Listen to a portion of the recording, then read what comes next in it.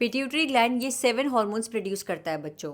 2 hormones oxytocin और vasopressin pituitary gland produce तो नहीं करता है, लेकिन पोस्टीरियर पिट्यूटरी स्टोर करके रखती है। तो आज हम 7 hormones produced by pituitary gland plus ये 2 हार्मोन्स ऑक्सीटोसिन और वेसोप्रेसिन, टोटल इन 9 हार्मोन्स के फंक्शंस के बारे में जानेंगे।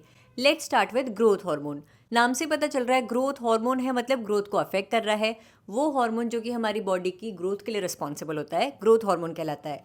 लेकिन बच्चों, अगर बच्चों में ना ग्रोथ हार्मोन्स का ओवर सिक्रीशन हो गया तो एक कंडीशन हो जाती है जिसे हम कहते हैं जाइगैंटिज्म।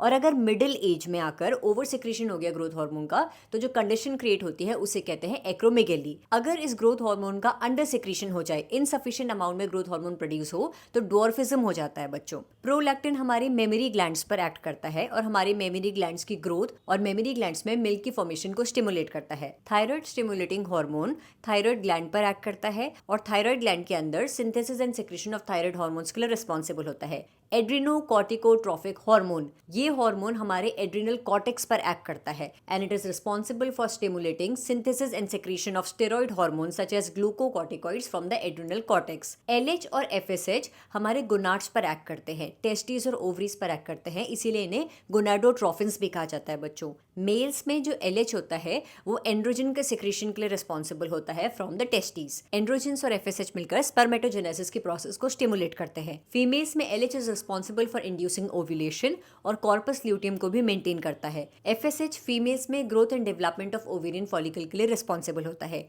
मिलेनोसाइट स्टिमुलेटिंग हार्मोन, वो हार्मोन्स जो कि मिलेनोसाइट्स पर एक्ट करते हैं। मिलेनोसाइट्स हमारी बॉडी के वो सेल्स होते हैं जो कि मेलेनिन कंटेन करते हैं। मेलेनिन वो पिगमेंट होता है जो कि बॉडी में पिगमेंटेशन के लिए रिस्पॉन्सिबल होता है। तो melanocyte stimulating hormone acts on melanocytes and regulates pigmentation of the skin. Oxytocin smooth muscles पर एक्ट करता है और स्मूथ मसल्स के कंट्रैक्शन को स्टिमुलेट करता है बच्चों।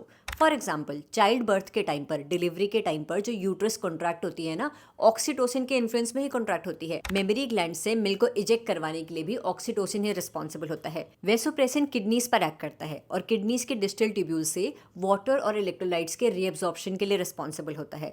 अब क्योंकि वाटर और इलेक्ट्रोलाइट्स का रीएब्जॉर्प्शन हो रहा है तो बॉडी से वाटर लॉस प्रिवेंट हो जाएगा, यानी कि जो ये वेसोप्रेसिन है diuresis, loss of water from the body को प्रिवेंट कर रहा है। इसीलिए वेसोप्रेसिन को एंटी डायूरेटिक हार्मोन भी कहते हैं बच्चों। इस एंटी डायूरेटिक हार्मोन की अगर बॉडी में इनसफिशिएंट प्रोडक्शन हो या फिर इनसफिशिएंट अमाउंट में ये रिलीज हो तो फिर हमारी बॉडी से वाटर लॉस ज्यादा होगा, डायूरेसिस ज्यादा होगा और एक कंडीशन कॉज हो जाएगी जिसे कहते हैं डायबिटीज इंसिपिडिस। इन सारे हार्मोन्स के फंक्शन समझ आए तो वीडियो को लाइक जरूर करिएगा और इसी तरीके से एनसीईआरटी बायोलॉजी के हर एक टॉपिक को शॉर्ट्स की फॉर्म में समझने के लिए stay tuned to biology eighties.